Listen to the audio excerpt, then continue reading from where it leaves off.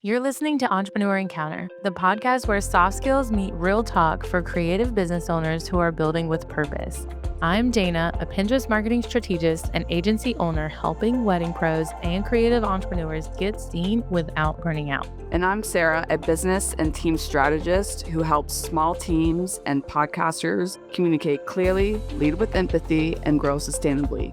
Together, we're unpacking the messy, meaningful side of entrepreneurship, from boundaries to burnout, leadership to listening, so you can build a business that actually fits your life. Dana, remember last week when you said you'd quickly update that client's Pinterest strategy and you thought it would only take about 30 minutes?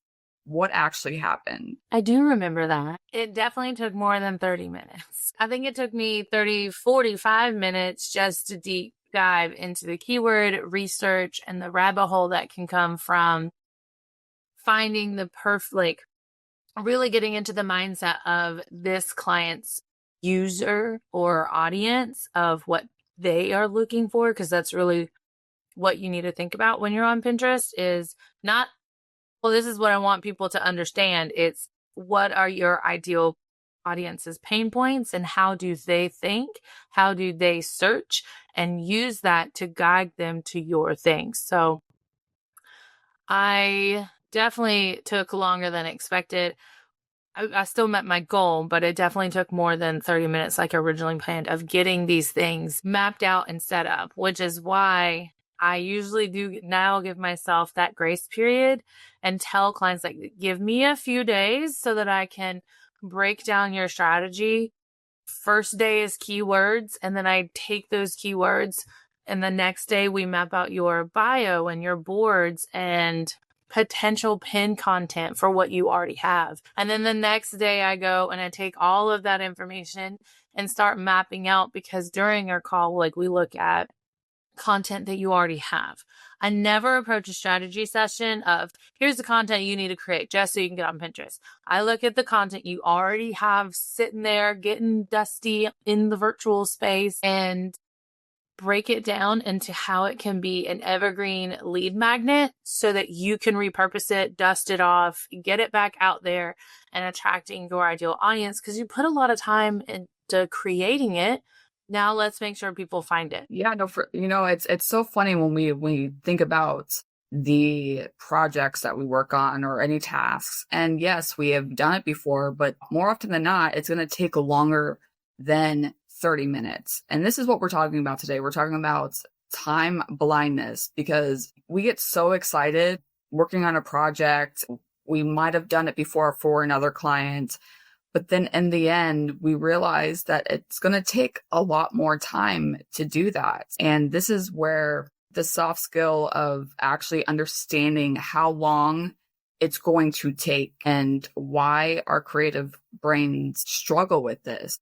I can say, yes, I want to write this blog post. It's going to take me an hour, but then you have to go back and, edit. And then you have to go back and make a graphic for it. So whatever the case may be, you have to give yourself time and then also communicate that with your client saying, hey, like, I would love to get this done in this amount of time, but given the fact that I'm going to need all this other information, it's going to take longer than expected. And then when you communicate that, that is telling your clients that you care about what you're working on for them. I think also it just helps you have a reality check. And I think I recommend, and we talked about this recently on a local mastermind of my co-working space, Alchemy, is you need to time yourself with a bunch of different variables.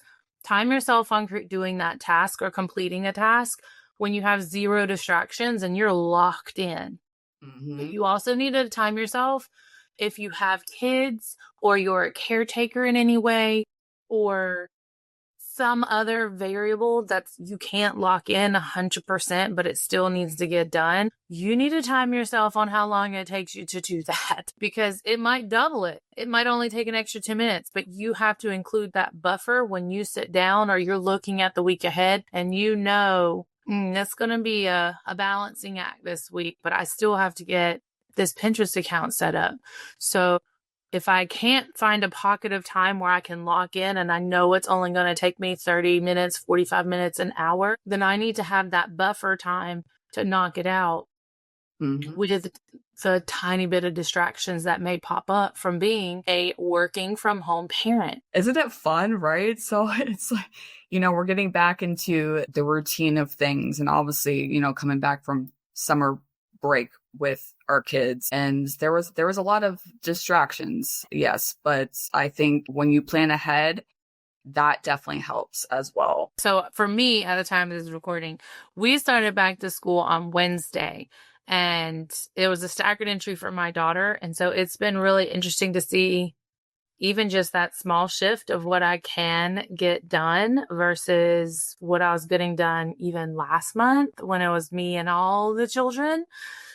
Because at any given point, I had 4 or 5 daggum kids running around my house and trying to keep them not necessarily entertained because they're old enough to kind of do it themselves, but they still needed guidance and direction. And sometimes I had meetings, and so I had to plan accordingly and, just balance everything. But I think utilizing non-traditional means to grow helped me on the time management.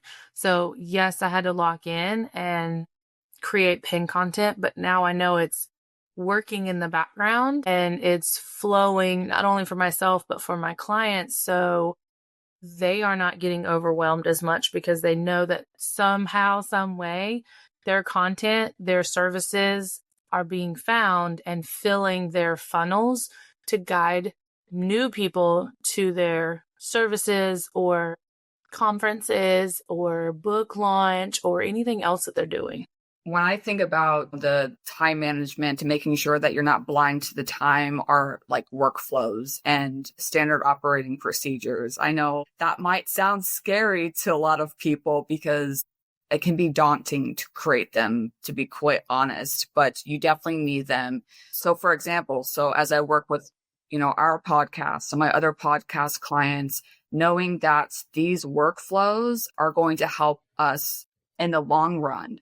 And having, let's say, your tasks in a project management tool. So let's say that you're planning out a month's worth of episodes. You need to make sure that everything is lined up in a way that it makes sense. So now when you go into doing something, you kind of have an idea of the time that it's going to take you. And again, going back to planning ahead, you can do this week by week. I personally love going in on Sundays. I know people don't work on Sundays, but this helps me look at, everything that's going on during that week. If I have any personal appointments, block that out. If I have meetings, making sure that there is, again, that buffer between the meetings. And if I see that there's something missing, then I will take note of that and reach out to whomever that I need to reach out and saying, hey, we need this to make sure that a task gets done efficiently so that we're able to make sure that our clients are happy because we want our clients to be happy, right? Absolutely. So I'm going to give a not so pretty real world behind the scenes. This is what happened to me because during the summer when it was busy, like I said, I had a bunch of kids, and one of my services that I offer is low ticket, high value. It's the pin and forget it. We go in and we brand your things for you very quickly, still professionally, but in theory, it's supposed to be very quick. So I sat down to do a couple of Pinterest rebrands through that service because it's once a week. It's a chaotic week when I have to do all of them because I am a solopreneur, and so I don't outsource this just yet. So I was like, we're just going to swap out colors. We're going to update the brand colors and fonts. And we're going to, thankfully, most of these have their own photos. So I don't have to search for stock images, nothing major. We're going to crank these out. But we know how it goes, and life sometimes is lifing. And it was summer, and I spotted a few that the layout just wasn't working as well. So I had to tweak it. Let me just tweak it a little bit. Then from there, I was noticing like I had to move on to searching for the keywords of what's trending for these individual industries. And so what I thought would be a quick boost to the descriptions caused me to get a little behind on that. Or not behind, but just taking longer than expected because I start working 5 days before it's due for this reason. Then I was thinking for some of them, let's map out, or what do I need to request for the upcoming months? Like, let's go ahead and start thinking ahead of time. I'm already here, so I might as well help future me get ahead so that I think myself later. And before I knew it, like I had gone down this full optimization rabbit hole for clients, cleaning up workflows and strategies like with images and how do I organize them so I can quickly find them and, tweaking my own process, adjusting things. And then I realized it had been well over time. Like it took me all day. I didn't even get to my own marketing task that day. That one quick update just kind of turned into a full-blown overhaul, which in theory was good and maybe it'll make me more productive tomorrow or next week, next month. But the problem was now I was late or missing the ability to grow my own business, which I know we hear that all the time. I was now rushing to get my own tasks done to keep my own self visible and felt guilty for not giving my own business the attention that it deserves because I am my own client too. And ended the day wondering, what did I do? But that's something that can happen every week to not just me, but to everybody. You start one small task, you let it spiral and end up behind, potentially stressed out and feeling like you're always catching up. It's just like a rock that's rolling downhill.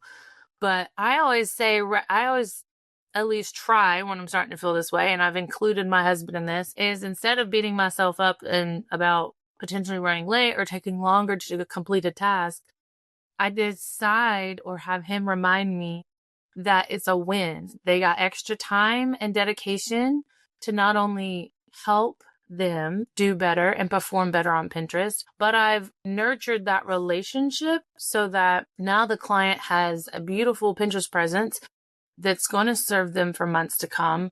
And then they hopefully will now speak my name in rooms basically that I'm not in or able to be in. So if someone is looking for Pinterest specifically, which is rare, but it happens, or they're looking for ways to just diversify their marketing, they put my name out there so that more people can reach me. Yes, it can seem, what's the word? It can seem like, again, like you're putting all your effort into this one person.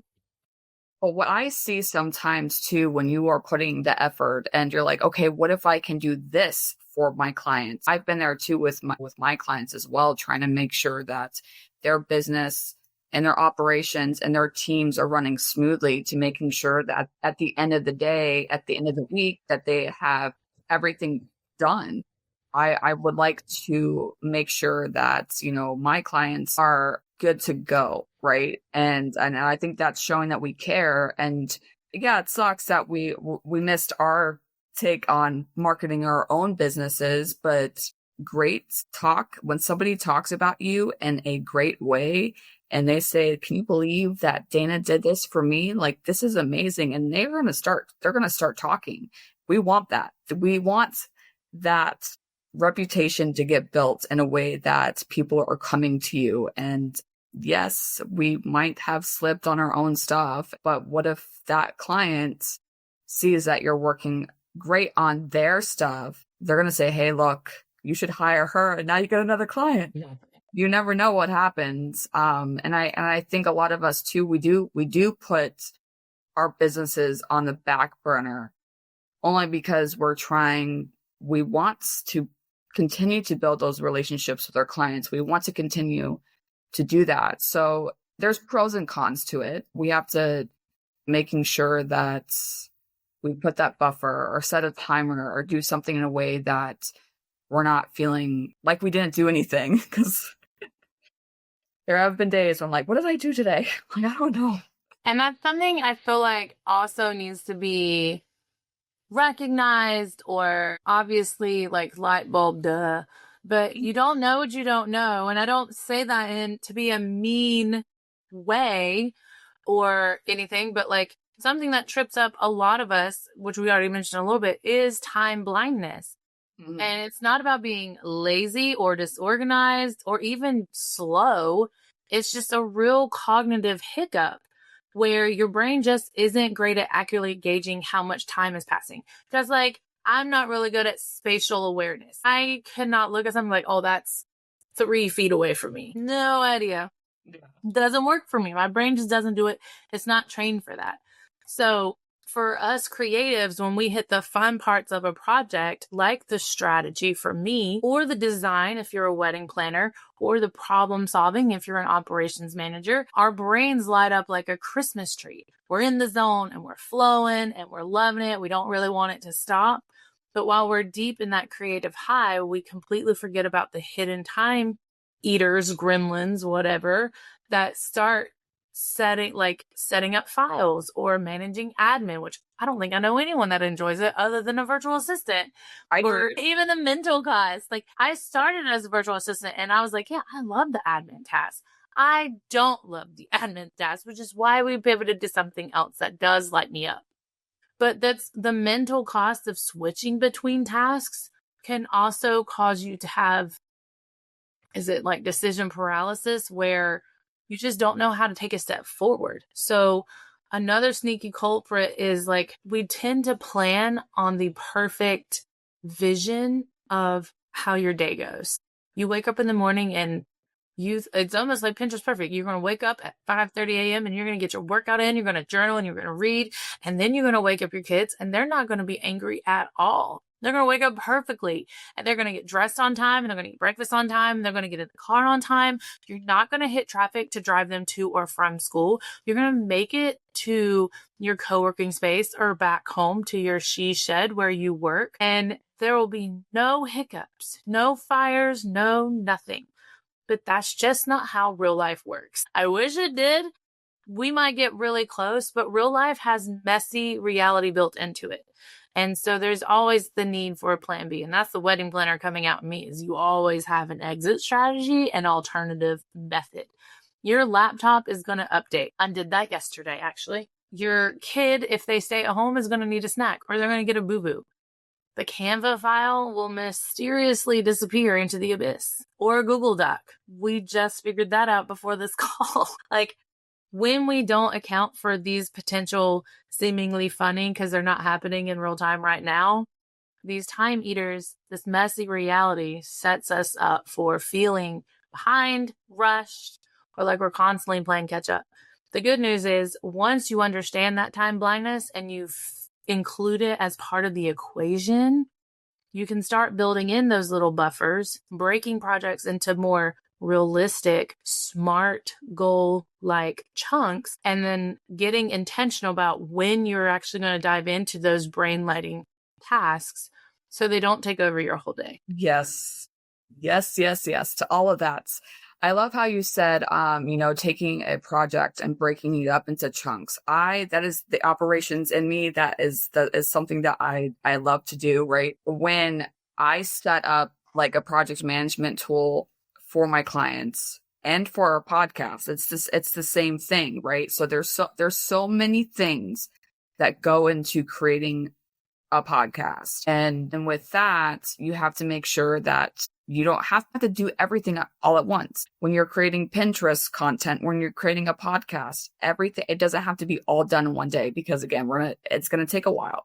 So you have to break it up. Like, okay, today I'm going to work on writing the content for the show notes, for the newsletter. And then tomorrow I will create social media captions, whatever it is, because if you do everything all at once, it's going to seem extremely overwhelming. And then when you're building and growing your team, then you can separate all those little tasks out to somebody else to do.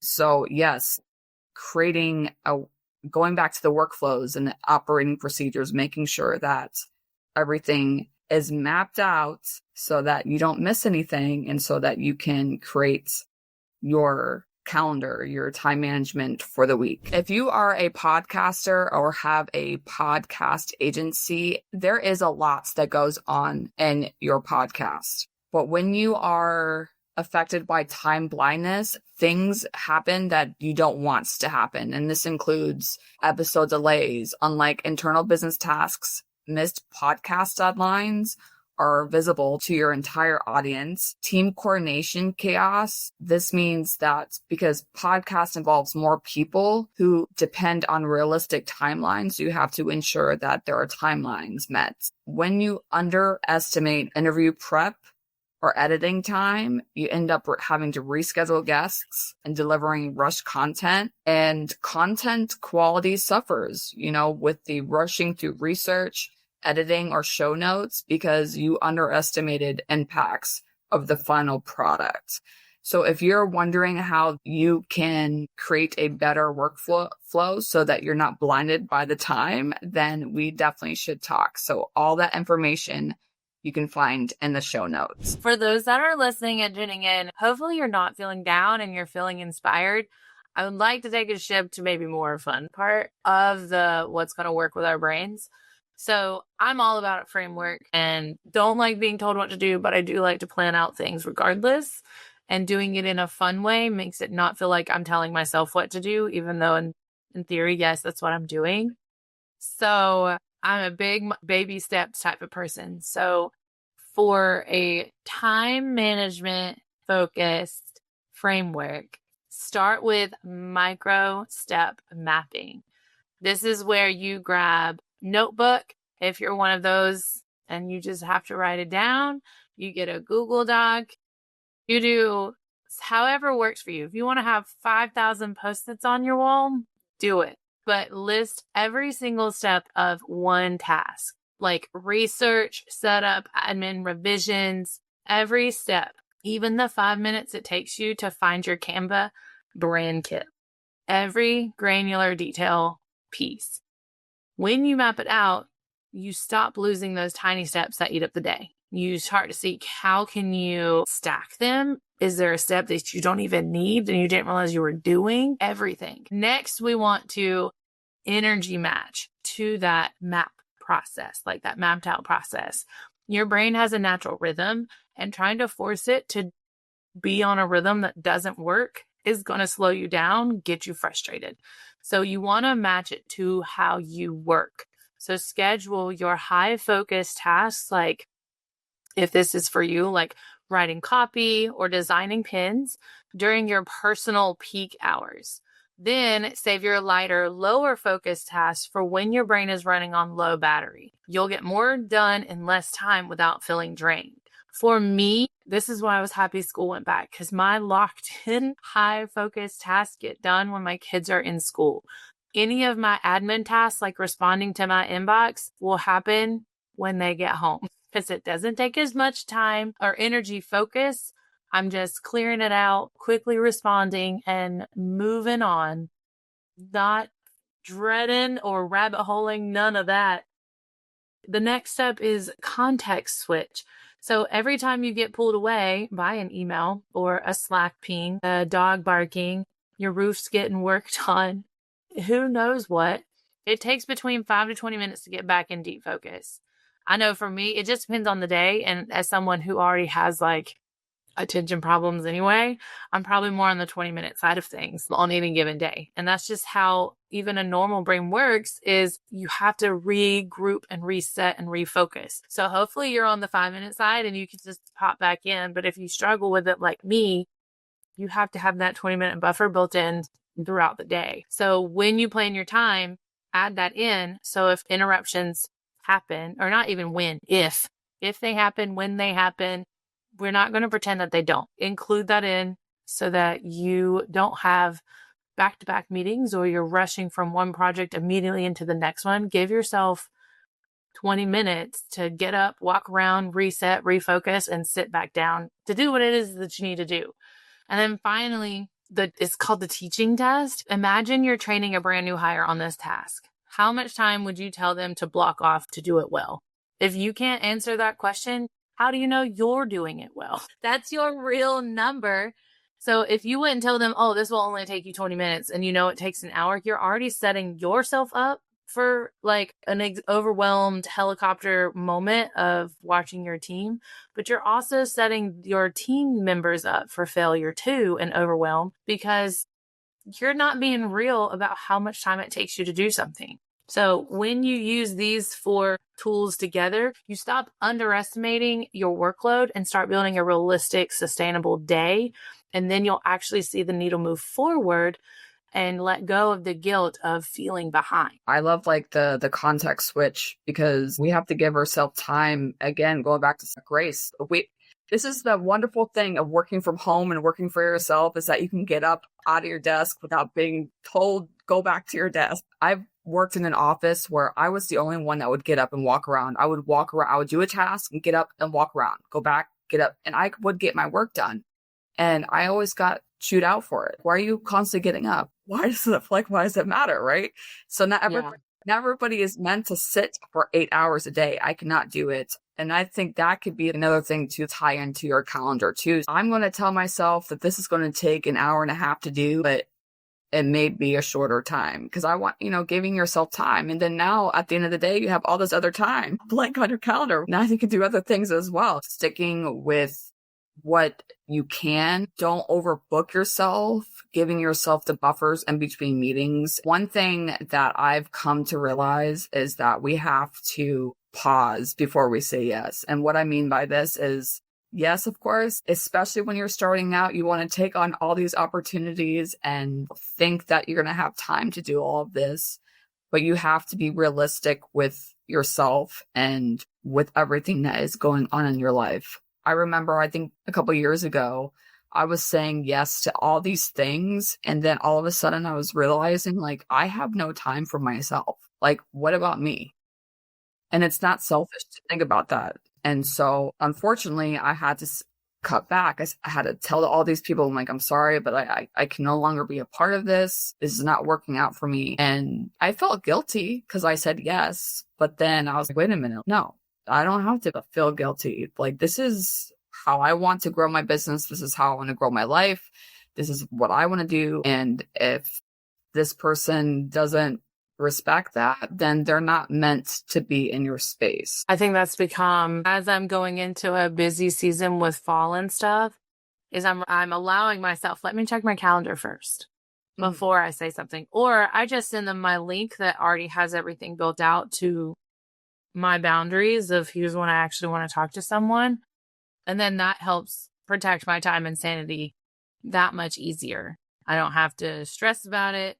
Hopefully they're all like, very rarely does it glitch or have an issue and I get double booked or something. Very rarely does that happen, thankfully.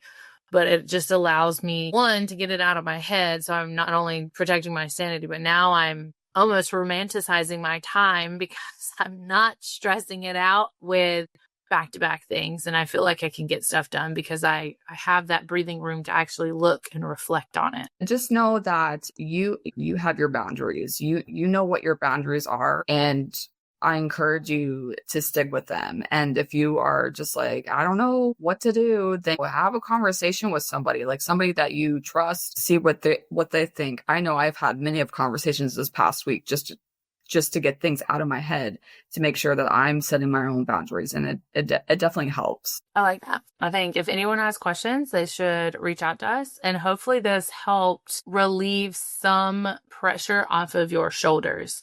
But all the, like, time blindness and setting realistic planning into your day-to-day really affects everything that you do, from marketing to team management to any sort of business growth. It's about finding that balancing act because you have to live in the creative and the logical at both times because you work for, like you said, you work for yourself. So time blindness isn't a character flaw. It's time management. On the flip side is a skill that we absolutely can develop. So start with one thing, which was that we recommended, which is tracking your time on one recurring task this week. And then next week, do another recurring task. And you might be a bit surprised by what you discovered. And I hope you guys will share it with us. You might be wondering, what does all of this talk about time blindness and realistic planning have to do with Pinterest? Honestly, literally everything. Pinterest is one of those platforms where small, intentional actions done consistently over time pay off way more than frantic all at once bursts. When you understand your own time patterns, you can build a pinning workflow that fits your life instead of fighting against it.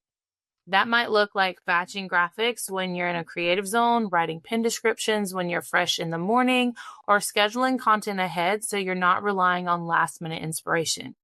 The point is, you don't have to live on Pinterest to make it work for your business. You just need a time-smart plan that you'll actually stick to. And when you do, it becomes this quiet, consistent visibility machine working in the background so you can focus on the parts of your business that light you up. All of our information is going to be in the show notes. Until next time. Thanks for spending time with us today. If something in this episode gave you a fresh perspective, share it with a friend or send us a DM. We love hearing how these conversations land with you. And if you're curious about how soft skills can support your next season of growth, we each have more resources to share. You can find Dana on Instagram at danas.desk.nc